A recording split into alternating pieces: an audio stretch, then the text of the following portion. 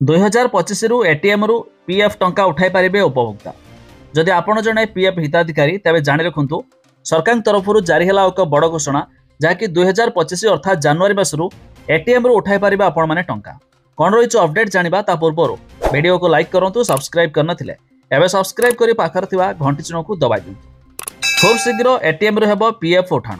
2025 रु कर्मचारी भविष्य निधि पांठी संगठन अर्थात ईपीएफओ उपभोक्ता माने सीधा सड़क एटीएम रु पीएफ टंका उठाई पारे। एथिपाई श्रम मंत्रालय यार सूचना प्रजुक्ति भित्तिभूमि रे आधुनिकरण करुछि। उद्देश्य हेउछि देशर बृहत भाग कार्यबली को उत्तम सेवा प्रदान करिबा।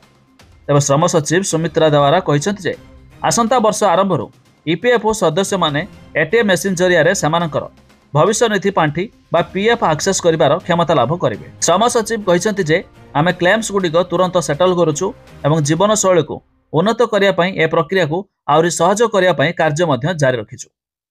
तेज आग को एटीएम जरिया सदस्य माने सहजरे सेमानक क्लेम्स एक्सेस करें। फल मानव हस्तक्षेप कम रहिबो।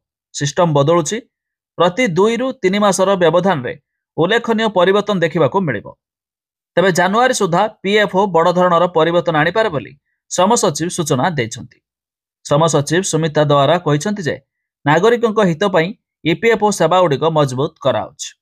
अर्थात जदि आपण जणे ईपीएफओ हिताधिकारी तबे जानि रखंतु एणिकी आपण एटीएम मेसिन जरिया निजर टंका विड्रॉल करि पारिबे। तेबे अधिक जानिया पई वेबसाइट लिंक आमे डिस्क्रिप्शन लो देइछु, आपण माने जाई चेक कर दे पारिबे।